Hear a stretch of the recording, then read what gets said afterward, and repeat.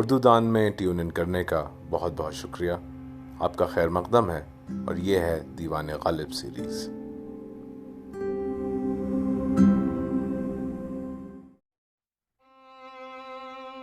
دیوان غالب غزل نمبر 7. دھمکی میں مر گیا جو نباب نبرد تھا، دھمکی میں مر گیا جو نباب نبرد تھا، عشق نبرد پیشہ طلبگار مرد تھا زندگی میں مرگ کا کھٹکا لگا ہوا، تھا زندگی میں مرگ کا کھٹکا لگا ہوا، اڑنے سے پیشتر بھی میرا رنگ زرد تھا، تالیف نسخہ ہائے وفا کر رہا تھا میں، تالیف نسخہ ہائے وفا کر رہا تھا میں، مجموعہ خیال ابھی فرد فرد تھا، دل تا جگر کے ساحل دریائے خوں ہے اب، دل تا جگر کے ساحل دریائے خوں ہے اب، اس رہ گزر میں جلوہ گل آگے گرد تھا، جاتی ہے کوئی کشمکش اندوہ عشق کی، جاتی ہے کوئی کشمکش اندوہ عشق کی، دل بھی اگر گیا تو وہی دل کا درد تھا، احباب چارہ سازی وحشت نہ کر سکے، احباب چارہ سازی وحشت نہ کر سکے، زندہ میں بھی خیال بیابان نورد تھا، یہ لاش بے کفن اسد خستہ جاں کی ہے، یہ لاش بے کفن اسد خستہ جاں کی ہے، حق مغفرت کرے عجب آزاد مرد تھا. پہلا شعر ہے، آپ سب کی نظر کرتا ہوں. دھمکی میں مر گیا جو نباب نبرد تھا، دھمکی میں مر گیا جو نباب نبرد تھا، عشق نبرد پیشہ طلبگار مرد. باب نبرد کہتے ہیں نبرد کے لائق، اور نبرد کہتے ہیں جنگ کو، مارکے کو، محاذ کو. تو مرد پھر اوبیسلی سچا عاشق کے لیے یہاں استعمال کیا گیا، تو وہ عاشق جو عشق کی سختیاں جھیل سکے. تو دھمکی میں مر گیا جو نباب نبرد تھا، وہ شخص جو جنگ نہیں کر سکتا تھا، لڑ نہیں سکتا تھا، اتنا بہادر نہیں تھا، he couldn't fight problems that entail love، وہ تو ایک دھمکی میں مر گیا. عشق نبرد پیشہ، عشق جو چاہتا ہے کہ جنگجوئی wouldn't be the right word for it، لیکن ہاں عشق جو ہے جو بہادری چاہتا ہے، عشق نبرد پیشہ طلبگار مرد، عشق جو ہے وہ ایک مرد کا طلبگار ہے اور کسی مرد سے کم پہ جو ہے وہ اکتفا نہیں کرتا. جو شخص سچا عاشق نہیں ہوتا وہ مصیبت کے آغاز ہی میں اس راہ کو چھوڑ دیتا ہے، دھمکی ہی میں مر جاتا ہے. عشق تو بہادروں کے لیے ہے، یعنی عشق طلبگار مرد ہے. میں ایک شعر تھا کہ میدان عاشقی میں نہیں بزدلوں کا کام، میدان عاشقی میں نہیں بزدلوں کا کام، اس مارکے میں فتح بہادر کے ہاتھ ہے. تو یہ اسی کا ایک طرح سے ایکسپوزیشن ہے. تو بنیادی تصور یہاں جو ہے وہ یہی ہے کہ عشق اسی کو زیبا ہے جو ہر مصیبت کا بہادری سے سامنا کر سکے. ایک نوٹ تھا، نقادوں کا ایک نوٹ تھا کہ یہاں جو ترکیب استعمال کی گئی ہے نباب نبرد، تو انہوں نے کہا ہے کہ یہ مستحسن نہیں ہے، یہ بہت خوبصورت نہیں ہے، لیکن بہرحال غالب کی ترکیب ہے. تو پہلا شعر یہی ہے، اس کو اگر سم اپ کر دیا جائے تو یہی ہے کہ عشق جو ہے وہ ایک مردوں کا کام ہے بیسیکلی. میں پھر حیدر بھائی سے پوچھتا ہوں، حیدر بھائی کچھ کامنٹ کیجئے اس پہ، آپ کو کیا لگتا ہے؟ نہیں، میرے خیال میں بات واضح ہے جو آپ نے کہہ دی ہے. اس میں صرف دوسرے مصرے میں شاید وہ یہ غالب یہ کہنا چاہ رہے ہیں کہ بھائی یہ فرحات کے بس کی بات نہیں ہے، ہم جیسا کوئی مرد ہو تو وہ عشق کرے، یعنی اس کے لیے جو ہمت اور مردانگی چاہیے وہ ہم میں تو ہے، وہ فرحات میں نہیں ہے کہ وہ ایک دھمکی میں ہی جو ہے وہ مر گیا ہے، وہ مطلب ایک اطلاع میں ہی جو ہے وہ مر گیا ہے شیریں کے حوالے سے. تو اس کے لیے جو ہمت درکار ہے وہ ہم جیسے مرد کے اندر موجود ہے وہ ہمت. تو شاید وہ جو دوسرا مصرع ہے اس میں وہ یہ بات کہنے کی کوشش کر رہے ہیں. بالکل بالکل، ہاں یہ ایک اس کا کانٹیکسٹ جو ہے وہ یہ ہو سکتا ہے. بالکل ٹھیک ہے. نبرد پہ اگر فائزہ کچھ کہنا چاہتی ہیں تو. نہیں، نبرد پہ تو کچھ خاص نہیں. نبرد تو ظاہر ہے کہ جو جنگ کے معنی میں آتا ہے وہ بیٹل کے معنی میں وہ تو اپنی جگہ موجود ہے، کلیئر ہے. لیکن جیسے جو مجھے چیز اس میں انٹرسٹنگ لگی کہ انہوں نے استعمال کیا ہے کہ باب نبرد تھا، اس کو انہوں نے خالی ایک نہ سے نیگیٹو کیا ہے، یعنی باب نبرد نہیں تھا.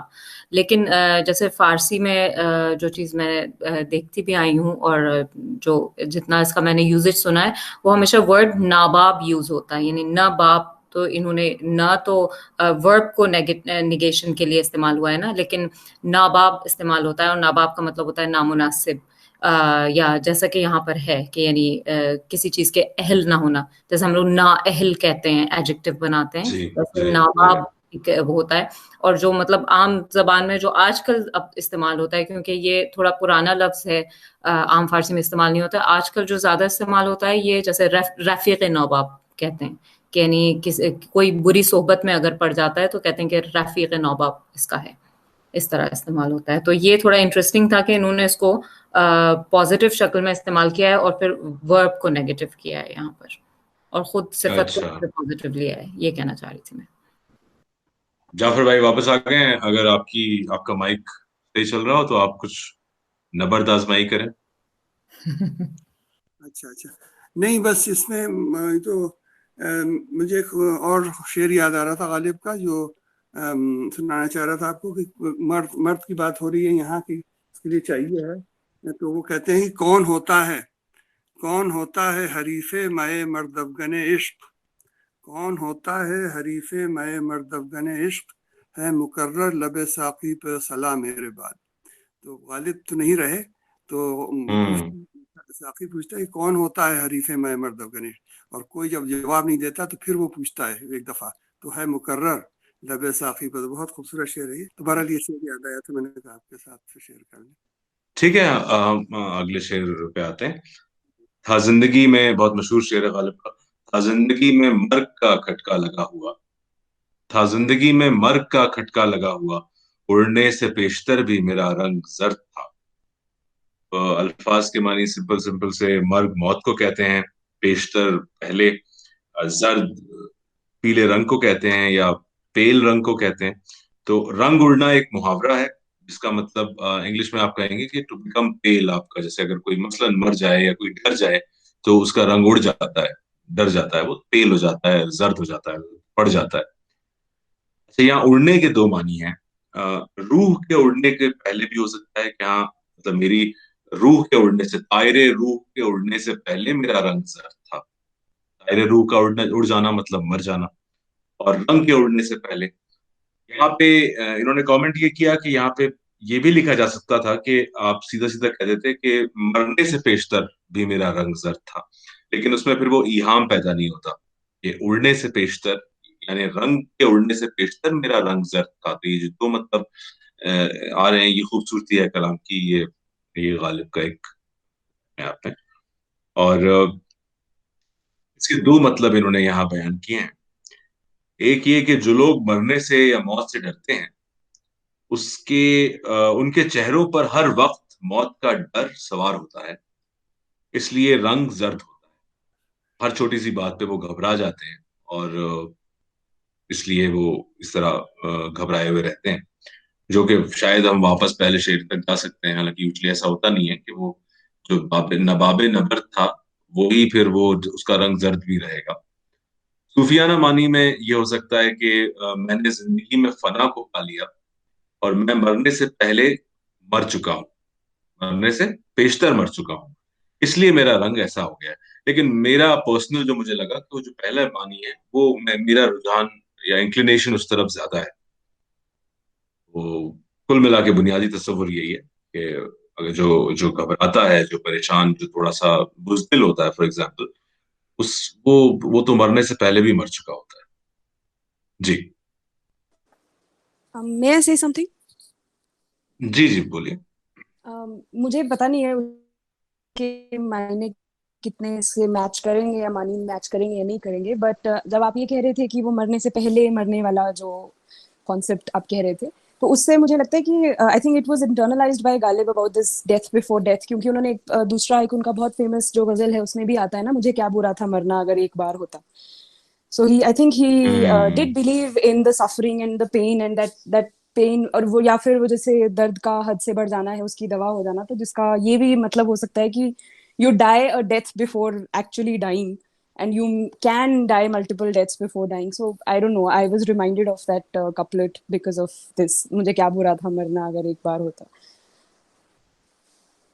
हाँ, ये हो सकता है कि क्योंकि यहाँ पे किसी स्पेसिफिक बात से नहीं कहा गया है कि इस शख्स के मर्द या ये बंदा है जिसके मर्द का खटका लगा हुआ है, तो वो एक जनरल ये रूल ये हुआ कि जिंदगी अपने आप में जो है वो एक मौत के साथ पेवस्त होती है, और कभी कभी अक्सर ऐसा होता है कि इंसान जो है वो घबरा के भी जर्द पड़ जाता है, जबकि असली जर्दी जो है वो मौत से आती है. ये पॉसिबल है, हो सकता है. ये गुड पॉइंट. Okay. जी जाफर भाई. नहीं, बस मेरा ख्याल से नहीं, सीधा साधा शेर है ये तो, लेकिन इसमें ये है कि वो कहते हैं कि वो नींद क्यों रात भर नहीं आती, मौत का एक दिन मुअय्यन है, नींद क्यों रात भर नहीं आती. तो मौत का जो डर है वो लगा हुआ है, और तो उसका भी जिक्र है उस दूसरे शेर में. जैसा कि हैदर भाई ने अभी इसको पॉइंट आउट किया कि उड़ने के दो मतलब यहाँ पर निकल रहे हैं कि एक तो मतलब रूह की परवाज के उड़ने से पेशतर भी मेरा रंग जर्द था, और दूसरी तरफ रंग उड़ने की भी बात है. एक तो रूह उड़ने की और रंग उड़ने की, और दोनों बहुत अच्छे से मतलब फिट हो रहा है इस मिसरे में. और बाय द वे जो शेर जाफर साहब आप पढ़ रहे थे वो है, हर नफस उम्र गुज़श्ता की है मैयत फानी, जिंदगी नाम है मर मर के जिए जाने का. क्या खूबसूरत शेर है, वाह, शुक्रिया, बहुत शुक्रिया. आने वाले कल की फिक्र में आज का दिन भी गारत है, वो वाली बात है ना, वो सही सही. हाँ, मुझे लगता है इसके जो आफाकी मानी जनरल जो आते हैं, वो जो आपने बहुत अच्छे से एक्सप्लेन, ये शेर जो है वो उस शेर से हो जाता है कि वो जिंदगी मौत का एक दिन मुअय्यन है, नींद क्यों रात भर नहीं आती, उस तरह की बात. सर, थैंक यू विशाखा, आपने शेर जो है वो शेयर किया. और अगला शेर पढ़ता हूं मैं. तालीफे नुस्खा हाय वफा कर रहा था मैं, तालीफे नुस्खा हाय वफा कर रहा था मैं, मजमुआ ए ख्याल अभी फर्द फर्द था. तालीफ कहते हैं लिटरली, जो कहते हैं उल्फत दिलाने को, जिसका मतलब है किताब लिखना. इसको किताब लिखने के माने में इस्तेमाल होता है. नुस्खा हाय वफा, वफा के मौजूआत. नुस्खा हाय वफा फैज के मजमूए का नाम भी है, तो मेरे ख्याल में वो यहीं से लिया गया होगा. नुस्खा हाय वफा कहते हैं वफा के मौजू पे नुस्खे लिखना, वफा के नुस्खे. मजमुआ ख्याल, ख्यालात टोटल में, अपनी टोटालिटी में जो ख्यालात हैं, और फर्द फर्द मतलब अलग, एक फर्द है, ये दो दो फर्द है. तो क्या सेकंड मिसरा में ये कहते हैं कि क्योंकि बचपन के, इन्होंने एक्सप्लेन किया है कि क्योंकि बचपन के ख्यालात में रब्त नहीं होता, तो इसलिए ये सेकंड मिसरा जो है, मजमुआ ख्याल अभी फर्द फर्द था, ये अहद तिफली यानी बचपन के वक्त की तरफ एक इशारा है कि उस वक्त जब मेरा मजमुआ ख्याल फर्द फर्द था, जब मैं अलग अलग, ये पूरे ख्यालात थे, नजरिया जो है वो एक तरह से पुख्ता नहीं हुआ था, उस वक्त मैं तालीफ नुस्खा हाय वफा कर रहा था, या वफा पे किताब लिख रहा था, या वफा शुआर था, वफा शियार था, वफा से जुड़ा हुआ था. तो ये इसका बुनियादी बात है कि इब्तिदा से ही, ये हजरत मोहानी का कमेंट था कि इब्तिदा से ही मैं बंदा वफा हूं, जबकि मुझे वफा का मतलब भी नहीं पता था, जबकि शायद वफा मेरे लिए कोई एक मुनज़्ज़म चीज नहीं. तो ये सिंपल सा, इतना कोई वो अलग सी बात थी. जी जाफर भाई.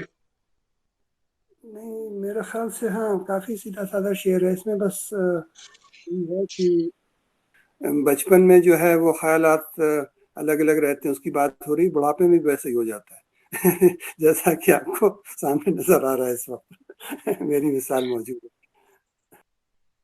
ठीक है, चलिए हम आगे बढ़ते हैं. दिलता जिगर के साहिले दरियाए खूं है अब, इस रह गुजर में जलवाए गुल आगे गर्द था. मतलब अगरचे अब ये हालत है कि दिल से जिगर तक खून है, या दरियाए खून है, एक वक्त था, यानी आगे, जो इन्होंने कहा ना आगे गर्द था, तो एक वक्त था कि जब बाग भी, जैसे बागों की खूबसूरती, जलवाए गुल जो, वो भी इसके आगे हेज थे, वो बेकार थे और गर्द थे बेसिकली. और ये मामला जब था जब इश्क नहीं हुआ था मसलन, और अब इश्क कर लिया है, और جو عشق کی جو سختیاں ہیں وہ جب سامنے آ گئی ہیں اور جفائیں ہیں جفاکاریاں ہیں، اس وجہ سے اب یہ صرف ایک خون کا دریا بن کے رہ گیا ہے، ورنہ کسی زمانے میں ہم بھی کچھ تھے. یعنی کبھی ہم بھی شگفتہ مزاج تھے عشق کے دکھوں سے پہلے. مجھے قتیل شفائی کا وہ شعر میں نے لکھا تھا اس میں کہ ہمیں کوئی غم نہیں تھا غم عاشقی سے پہلے، نہ تھی دشمنی کسی سے کسی تیری دوستی سے پہلے. مہدی حسن نے گایا ہے اور مجھے اس طرح کا خیال لگا یہ. تو جعفر بھائی آپ کیا کہیں گے اس پہ؟ یہ ان کا اپنا خاص جو انداز ہے نا غالب کا، وہ ہے میرے خیال سے بہت ہی کہنا چاہیے ریپرزینٹیٹیو شعر غالب اسٹائل کا میرے خیال سے. تو کہ یہ جو جس انداز سے بات کر رہے ہیں نا، اس میں دیکھیے اب یہ کیا کیا باتیں ہیں. ایک تو یہ جو دریائے خون کی بات کر رہے ہیں اور اس کے بعد وہ گرد کی بات کر رہے ہیں، تو وہ جو کنٹراسٹ ہے وہاں اس سے وہ بھی سامنے آتا ہے. پھر ساتھ میں جو حالانکہ جو خون کا رنگ ہے ظاہر ہے وہ بھی لال ہے، اور یہ جو جلوہ گل تھا وہاں بھی کافی رنگا رنگی تھی، تو لیکن یہ دوسرے انداز رنگی ہے. اور پھر یہ جو ہے تو بیسیکلی کیا کہنا چاہ رہے ہیں کہ یہ جو کنٹراسٹ ہے اسے برنگنگ آؤٹ دا کنٹراسٹ. تو تمام وہ بہت سے جیسے میں نے کوئن کیا ہے کہ لفظ جو ہے وہ کافی کام آتا ہے میرے، وہ ہے سیمینٹک ریزوننس. تو یہ جو تمام ان چیزوں کے جکسٹاپوزیشن کے جو ایک سیمینٹک ریزوننس آپ میں پیدا ہوتی ہے، تو وہ اس کا سارا جو پوئٹری کا جو لطف آتا ہے بہت بڑی حد تک اس کی وجہ سے آتا ہے، اور میرے خیال سے اس شعر میں بڑی حد تک موجود ہے وہ. تو یہ میری رائے ہے. اگر اجازت ہو تو میں اس پہ ایک پوائنٹ کہوں، مطلب اسی کی تائید میں، لیکن تھوڑا سا میں مجھے جو یہ شعر سننے پر جو ایک اس سے تاثر ملا ہے وہ یہ، جیسے ایک تو جیسے آپ نے کہا کہ فزیولوجیکلی اس میں اتنا کوئی فاصلہ نہیں ہوتا، لیکن جب ٹوٹے دل اور کہتے ہیں کہ کٹے جگر سے جو خون نکلتا ہے اس سے جو دریا ہوتا ہے وہ بڑا قیامت ڈھا رہا ہوتا ہے کم فاصلے کے باوجود. اب اس میں اس کو تشبیہ دی گئی ہے ساحل دریائے خون کے دلتا جگر کے ساحل دریائے خون ہے آپ. تو ساحل دریا کو اگر آپ دیکھ لیں کہ ایک دریا خون کا بہہ رہا ہے اور ساحل پہ دوسری طرف سینڈ ہے، جیسے جو یوزولی ہوتی ہے کہ ریت ہے، اور ریت کا جیسے بالکل فیڈڈ سا رنگ ہوتا ہے، اور اگر دریائے خون ہے تو وہ اور فیڈڈ نظر آئے گا. تو یہ تضاد آپ کو دکھایا جا رہا ہے. اور دوسری طرف مطلب کہتے ہیں کہ ایگزیجریشن جو ہمیشہ غالب کے شعروں میں ہوتا ہے کہ جلوہ گل جو ہے وہ، جیسا کہ جعفر صاحب نے بھی پوائنٹ آؤٹ کیا کہ وہ اس کی سرخی کی وجہ سے ہوتا ہے، تو وہ سرخی جو ہے وہ اس کے مقابلے میں بالکل گرد جتنی یعنی ریت جتنی پھیل لگ رہی ہے، وہ ایسی لالی ہے اس مطلب معجزن دریا میں. تو یہ تضاد بھی ہمیں یہاں پر نظر آ رہا ہے، اور یہ تمثیل بھی بہت ہی کہتے ہیں کہ ایکسٹریم والی ایگزیجریٹڈ فارم میں نظر آ رہی ہے یہاں پر. اور دوسری طرف گرد میں یہاں پر پھر زمانی ایک لفظ استعمال ہوا ہے کہ ایک تو گرد تھا مطلب جیسے ریت کی طرح اس کے کلر وائز اس کو مقابلہ کیا گیا ہے، اور دوسری طرف اس کے بے وقت ہونے کی طرف اشارہ ہے کہ اس رہ گزر میں جلوہ گل آگے گرد تھا، یعنی اس کے مقابلے میں کچھ بھی نہیں تھا. سو جیسے عامر صاحب نے کہا تھا کہ وہ ہیج تھا، اس کے سامنے کچھ نہیں تھا، یا تھا. ایگزیکٹلی. بہت اچھا پوائنٹ، بہت اچھا پوائنٹ. جی جی نہیں تھینک یو. جعفر بھائی نے بھی اور فائز نے بہت اچھے پوائنٹس یہاں پہ ہمیں دیے. حیدر بھائی اگر آپ کچھ ایڈ کرنا چاہیں تو ورنہ ہم آگے بڑھتے ہیں. ہاں نہیں، آگے بڑھیے. ٹھیک. اصل میں اس سے پچھلے والے شعر پہ نا ایک چھوٹا سا کمنٹ کروں گا کہ وہاں پہ جو تھا نا لفظ تالیف، اس کا مطلب تھا جمع کرنا. اور وہ دیکھیے پھر جب دوسرے مصرے میں جب وہ فرد کہتے ہیں نا، یعنی ورق، تو وہ ورق کو جمع کرتے ہیں تو وہ مجموعہ بنتا ہے نا. تو اصل میں اس میں یہ بس کمال کی بات وہ یہ تھی کہ پہلے مصرے میں وہ تالیف استعمال کر رہے ہیں اور دوسرے مصرے میں وہ فرد یعنی بکھرا ہوا ہے ایک ورق جو تھا. تو وہ بس وہ ایک پوائنٹ تھا جو میں کہنا چاہ رہا تھا. باقی یہ تو ٹھیک ہے. اور اس میں بھی ظاہر ہے کہ یعنی وہ جو بات ہے وہ یہی ہے کہ جو دریا خون کا دریا ہے اس کا کنارہ جو ساحل ہے اس پہ لوگ چہل قدمی کرتے ہیں نا، ساحل کے کنارے مطلب یہ، تو اس کو وہ پھر وہ راہ گزر سے تشبیہ دے رہے ہیں کہ وہ ایک وہ وقت بھی تھا کہ جب وہاں پر ایک حسین باغ تھا، یعنی ہم عشق سے پہلے ہم ایک ایسے شگفتہ مزاج تھے، اور اب عشق ہونے کے بعد اب جو ہے وہ ہم افسردہ ہیں، اور اب صورتحال بالکل یکسر بدل چکی ہے. مثلا بہت اچھا پوائنٹ ہے یہ جو آپ نے ابھی بتایا کہ ساحل اور پھر اس کے جو اس کی بات ہو رہی ہے، رہ گزر کی بات ہو رہی ہے، تو وہی ساحل کا ہے. خالی اس نے یہ نہیں کہا ہے کہ بھئی دل تا جگر ایک دریا تھا، اس کا ذکر نہیں ہے، بلکہ دریا کا ساحل کی بات ہو رہی ہے. اور وہی ساحل جو ہے وہ ایک زمانے میں ایسا تھا کہ جس رہ گزر میں جلوہ گل آگے گرد تھا، تو وہ والی رہ گزر کی بات ہو رہی. تو بہت بہت اچھا پوائنٹ ہے یہ ضرور. بلکہ مجھے ابھی پڑھتے پڑھتے محسوس ہوا کہ اس میں آگے جو ہے نا اس کے بھی دونوں معنی ہیں. آگے کے مطلب آگے کیا سامنے، مطلب اف یو گو اہیڈ اور آپ کو آگے کوئی چیز ملے گی، اور آگے کا مطلب پہلے بھی ہوتا ہے نا کہ آگے ہم نے ایسا دیکھا تھا. یہ بھی دونوں معنی میں استعمال ہو رہا ہے. جی کیا ہم کہتے ہیں نا لگتا ہے اگلے آپ کو؟ زمانوں میں، اگلے زمانوں، بالکل جی صحیح جی، کہیں، بالکل صحیح. اگلے زمانوں جیسے ہم کہتے ہیں نا، یعنی پچھلے کی جگہ ہم اگلے زمانے بھی پچھلی کہتے ہیں. اگلے بھی کہتے ہیں. جی جی، تو یہ دونوں معنی میں آ رہا ہے یہاں پہ. آگے صحیح ہے. تو مطلب غالب کا اصول ہے، کوئی ایک بات کہنی ہے تو ایک بات نہیں کہنی. یہی تو غالب جی ہے. چلے اگلا شعر پڑھتا ہوں میں. یہ بڑا خوبصورت شعر ہے. جاتی ہے کوئی کشمکش اندوہ عشق کی، جاتی ہے کوئی کشمکش اندوہ عشق کی، دل بھی اگر گیا تو وہی دل کا درد تھا. اندوہ کسی فکر کو کہتے ہیں، رنج کو کہتے ہیں. اگر دل سینے میں موجود ہے تو اس کے ہونے سے بے چینی ہوتی ہے. اوبیسلی عشق کے دوران دل ہی جو ہے وہ آپ کا ایک ایموشنل پورا ریزروار ہے، اسی کے اندر آپ کو درد محسوس ہو رہا ہے، تکلیف محسوس ہو رہی ہے، اور یہ کوئی کشمکش ہے جو وہ جاتی کہاں ہے. لیکن اگر سینے سے دل بھی نکل جائے تو اس کے باوجود کوئی نہ کوئی رنج رہ جاتا ہے. اچھا، اس کو میں نے جس طرح انٹرپریٹ کیا، مجھے ایسا لگا کہ ایک تو ایک چیز ہوتی ہے فینٹم لمب ہوتا ہے نا، جیسے آپ کا ہاتھ کٹ جائے تو ایک سچویشن یہ ہوتی ہے کہ آپ کو ہاتھ میں درد ہو رہا ہوتا ہے کہ جب آپ کا ہاتھ ہے ہی نہیں. ایک چیز، ایک سچویشن وہ ہے، اگر آپ کو بہت سرجیکلی سوچیں آپ اس کے بارے میں. اور دوسرا یہ ہے کہ ایموشنل پین کی خاصیت یہ ہے کہ مثلاً آپ کو درد دل میں ہے، لیکن اگر دل فزیکلی آپ کا نکال بھی لیا جائے تو ایسا نہیں ہے کہ آپ کے ایموشنز چلے جائیں گے، یا دل چلا جائے گا تو بے دلی ہو جائے گی. میں یہ بھی سوچا میں نے، دل کے جانے سے آپ آزاد نہیں ہو پائیں گے. تو یہ کچھ خیالات تھے. باقی آپ لوگ بتائیے صاحبان. لیکن دل چلا گیا تو اصل چیز تو درد ہے نا. دل تو تھا، ٹھیک ہے، چلا گیا تھا اور چلا گیا، تو اس کی بھی اہمیت تھی، لیکن درد کے سامنے اس کی کوئی اہمیت نہیں ہے. تو درد تو رہ گیا، تو اس کا مطلب بیس تھا سمجھیے، اس سے وہ الگ ہو گیا ہے، لیکن اب بھی موجود ہے. وہ فینٹم لم والی جو بات تھی وہ بہت ہی اس معاملے میں میرے خیال ہے بات نہیں، واضح ہے. بالکل بالکل. چلیں ٹھیک ہے، میں اگلا شعر پڑھتا ہوں. احباب چارہ سازی وحشت نہ کر سکے، احباب چارہ سازی وحشت نہ کر سکے، زندہ میں بھی خیال بیاباں نورد تھا. تو بڑا اچھا پوائنٹ انہوں نے بتایا کہ جو وحشت ہے وہ ایک فزیکل چیز نہیں ہے.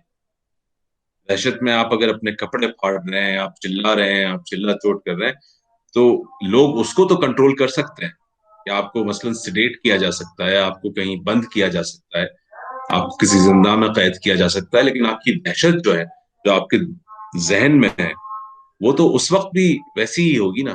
آپ کا مطلب would it be a true cure؟ تو بات کل ملا کے مجھے یہی سمجھ میں آئی کہ عاشق کی وحشت دور نہیں کی جا سکتی. اور میں صرف اس کو عاشق تک ریسٹرکٹ نہیں کروں گا، یہ کسی بھی طرح کی وحشت جو ہے اس کا علاج کرنا بڑا مشکل ہے. سلسلے میں بڑا پیارا سا شعر یاد آ گیا. سنیے، کہتے ہیں کہ آج پھر قید میں اندازہ وحشت کے لیے، آج پھر قید میں اندازہ وحشت کے لیے تیری تصویر دکھائی گئی دیوانے کو. ہائے ہائے ہائے ہائے، واہ واہ واہ، کیا بات، بہت خوب. کیا بات. تیری تصویر دکھائی گئی دیوانے کو. تو بہرحال تو چلیے، صحیح ہے، بہتر بہتر. اب آخری اس کا مقطع ہے ہمارے سامنے. یہ لاش بے کفن اسد خستہ جاں کی ہے، یہ لاش بے کفن اسد خستہ جاں کی ہے، حق مغفرت کرے عجب آزاد مرد تھا. اسد صحیح معنی میں عاشق تھا، زندگی میں بھی وہ دنیا کے اصولوں اور موجب دنیاوی سے آزاد تھا، وہ دور رہا ان سے. مرنے کے بعد بھی اس کی لاش بے کفن ہے، اس کو کفن نہیں پہنایا گیا، یعنی کہ وہ اس کے بعد بھی ان اصولوں سے آزاد ہے. تو سچا عاشق جو تھا وہ اسد تھا کہ وہ کفن سے آزاد رہا، وہ زندگی میں وہ ان باقی دنیا کے اصولوں سے آزاد رہا اور مرنے کے بعد مرنے کے اصولوں سے آزاد رہا. اس کو اس طرح بھی کہہ سکتے ہیں کہ زندگی میں زندگی کے اصولوں سے آزاد, مرنے کے بعد مرنے کے اصولوں سے آزاد. تو آزاد مرد کا تصور جو ہے وہ ایک سچے عاشق کا تصور ہے, اور وہ اسد کے علاوہ کچھ نہیں تھا, وہ کوئی نہیں تھا. تو یہ مجھے ایک اور چیز محسوس ہوئی کہ پہلے شعر میں بھی کہیں نہ کہیں انہوں نے مرد کی بات کی ہے کہ مرد کون تھا, تو وہ بڑا بہادر انسان جو ہے وہی عشق کر سکتا ہے اور وہی مرد ہے. اور یہ آخری شعر ہے اس میں بھی انہوں نے بتایا کہ مرد جو ہے وہ آزاد ہے, جو آزاد ہوتا ہے وہ مرد ہے. تو بہادر اور آزاد ہونا ایک مرد کی نشانی ہے, ایک صفت ہے. تو اللہ ہم سب کو ایسا مرد بنائے. ذوق ذوق نے بھی اس مضمون کو اس طرح باندھا ہے کہ کہتے ہیں آج ذوق جہاں سے گزر گیا, کہتے ہیں آج ذوق جہاں سے گزر گیا, کیا خوب آدمی تھا خدا مغفرت کرے. تو مجھے غالب کا شعر زیادہ بہتر ہے obviously اس معاملے میں, لیکن ایک عام شعر کے حساب سے بات کی جائے گا جس طرح بات کی جاتی ہے colloquially, تو پھر وہ مجھے ذوق کا شعر بھی بڑا خوبصورت لکھا گیا. بہرحال ابھی جیسے جو آپ نے اس کو جس انداز سے پڑھا, مطلب اس کا obviously مطلب دونوں شکلوں میں ایک ہی نکلتا ہے, لیکن جیسے آپ نے کہا نا عجب آزاد مرد تھا, اس کا دوسرا طریقہ پڑھنے کا ہے عجب آزاد مرد تھا. فرق کیا ہو جائے گا؟ جیسے جس شکل میں آپ نے پڑھا وہ ایک مرد ہے جو آزاد ہے, لیکن دوسری طرف آزاد مرد کو جب ایک لفظ کر کے آپ پڑھیں گے تو وہ خود ایک ایڈجیکٹو ہے. یعنی جس شکل میں پڑھا گیا کہ آزاد مرد ہونا, یعنی ایک مرد جو آزاد ہے, آزاد اس کا ایڈجیکٹو ہے, اس کی صفت ہے, لیکن آزاد مرد خود ایک پورا. بالکل فرق وہی ہے کہ جیسے ہم کہیں کہ کوئی بہت جوان مرد تھا اور کوئی جوان مرد تھا, ان دونوں کا فرق ہے نا, اسی طرح ہے کہ آزاد مرد فارسی میں بھی ایک صفت کے طور پہ استعمال ہوتا ہے. مطلب اس کا وہی ہے کہ فری مین, جیسے مین ود اے فری اسپرٹ, بلکہ ان جنرل اس کو فری اسپرٹ, یعنی آپ کسی عورت کو بھی آزاد مرد اس شکل میں کہہ سکتے ہیں. تو یہ عجب آزاد مرد تھا اس شکل میں بھی پڑھا جا سکتا ہے کہ پوری صفت ہو. تو اس کا مطلب اگر یہ سمجھے کہ عجب فری اسپرٹڈ تھا یا عجب فری اسپرٹڈ مین تھا, یہ دو الگ الگ چیزیں ہو گئی. صحیح ہے, صحیح ہے, انٹرسٹنگ. آزاد مرد ایک ترکیب میں اگر استعمال ہو رہا ہے تو وہ میں سمجھتا ہوں کہ باغی میں بھی ہو سکتا ہے. باغی, the one who broke the shackles, کیونکہ اس میں حق مغفرت کرے وہ لا رہے ہیں, تو وہ اتنا آزاد مرد تھا یعنی باغی تھا, ہر چیز سے بغاوت تھی, اسی لیے آزاد حق مرد مغفرت. عربی جو اس کا عربی ایکویلنٹ ہے وہ حر ہے, جس میں آزادگی ہے. اور جیسے فارسی میں دو الفاظ ہیں بہت یعنی ان میں کم فرق ہے. اس کے لیے ایک اور جو لفظ فارسی میں استعمال ہوتا ہے آزاد مرد کے لیے وہ ہے آزادے, یعنی اس کے آخر میں ہے آتا, آزادہ, وہ ایک صفت بنتی ہے. اور وہ ایگزیکٹ ایکویلنٹ ہے حر کا, جو ہم کہتے ہیں نا احرار عربی میں جو ہے, یعنی حر کو بہت مشکل سے اس کے لیے آپ ایک لفظ میں اس کا ترجمہ کر سکتے ہیں دوسری زبانوں میں, کیونکہ حر میں صرف مطلب آزادی نہیں ہے بلکہ آزادی اور شجاعت اور دلیری اور یہ سب ایک ساتھ آ جاتی ہے. تو یہ اس کی طرف اشارہ ہے, آزاد مردی کی جب ہم بات کرتے ہیں تو اس کی طرف اشارہ کر رہے ہوتے ہیں. ایک وہ شعر ہے کہ تیرے آزاد بندوں کی نہ یہ دنیا نہ وہ دنیا, یہاں بے شک مرنے کی پابندی وہاں جینے کی پابندی. جینے کی پابندی علامہ اقبال کا شعر ہے. جی تو یہ وہ breaking the shackles, breaking the norms, وہ والی آزادی ہے جو میں اصل میں حر پہ آنا چاہ رہا تھا کہ فائزہ نے جو لفظ حر بتایا نا, میرے خیال میں حر وہی لفظ ہے جس سے حریت بھی بنتا ہے. بالکل بالکل, حریت اس کا ظاہر ہے کہ مصدر ہے ایک طرح سے, اس کا انفینیٹو ہو جائے گا. تو حریت کو فارسی میں کہیں گے آزادگی. جو آئیکونوکلاسٹ میں جو وہ چاہیے ہوتی ہے آئیکونوکلاسٹ, بریک دا آئیڈلز, اور خود پھر ظاہر ہے آزاد خود آدمی ہوگا تبھی وہ ہی بی این آئیڈل بریکر. تو وہ جو دونوں چیزیں ساتھ ساتھ چل رہی ہیں, ایک تو فری اسپریٹڈنس اور پھر کریج, تو جیسا کہ ہے وہ میرے خیال سے دونوں بالکل ایک ساتھ ہیں. لیکن جعفر بھائی انہوں نے پھر بھی حق مغفرت کرے کہا ہے, اس کا مطلب کچھ حق مانتے ہیں وہ کسی کو اور مغفرت کرے. اب یہ انہوں نے تنزیہ کہا ہے کہ صحیح دل سے کہا ہے؟ میں اس میں ایک بات کہوں گا, جعفر بھائی آپ اس سے پہلے کامنٹ کریں کہ یہ اس طرح کی بات ہے کہ بھیا جیسے کسی کے بارے میں بولتے ہیں نا کہ اللہ جانے کیسی کیسی حرکتوں میں تھے, اللہ مغفرت کرے. بھائی कि उस तरह की बात है। बिल्कुल बिल्कुल, मैं पूरी तरह हूँ आपसे। नहीं बिल्कुल, दोनों बातें हैं। जिस तरह से देखें ना आप एक तरह, तो वो अभी एक तरह से उसे पढ़ें तो उसका मजा अलग है, और फिर दूसरे अंदाज से, जैसे वो अक्सर देखा होगा हम सब ने साइकोलॉजी किताबों में, वो दिखाते हैं एक इमेज होती है, तो वो it can be interpreted both ways. लेकिन अगर एक तरह से आप उसे देखने लगते हैं तो फिर दूसरी इमेज नजर नहीं आती, दूसरी देखने लगते हैं तो पहली वाली नजर नहीं आती। तो इन अशार का भी मजा वही है, उस तरह का, इस तरह की जो चीजें होती हैं, एक तरह से पढ़ें तो जाहिर वो मतलब निकलता है, और उसका लुत्फ लीजिए, और फिर जरा शिफ्ट कर लीजिए अपने क्या कहना चाहिए पॉइंट ऑफ व्यू को, तो फिर वो दूसरी तरह देखिए तो उसका अलग मजा मिलता है। जी जी बिल्कुल बिल्कुल। हैदर भाई, आप आखिरी फिनिशिंग कमेंट्स कर दें, क्योंकि हमारी वक्त ही था, तो नहीं समेट दें आप बातों को। नहीं बिल्कुल नहीं, बस मेरा ख्याल है सही है, जो बात हो गई है काफी बात हो गई है, और बात मुकम्मल है। जाहिर है कि वो अपनी आजाद पसंद तबीयत को वो इस हद तक समझते हैं कि जरूरी है कि वो, मुझे कफन भी नहीं चाहिए, मतलब उन्होंने कफन भी गवारा नहीं किया। उस आजादी का तकाजा ये था, मकसद ये। तो ठीक है, बस बहुत इसमें मेरा ख्याल है सैर हासिल गुफ्तगू हो गई।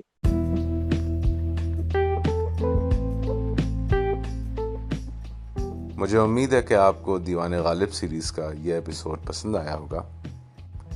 अपने ख्यालात का इजहार ज़रूर करें, अपना फीडबैक हमें ज़रूर दें। आप हमें मेल कर सकते हैं urdudanmail@gmail.com पे, और हमें फॉलो कर सकते हैं इंस्टाग्राम पे @urdu.dan। Thank you.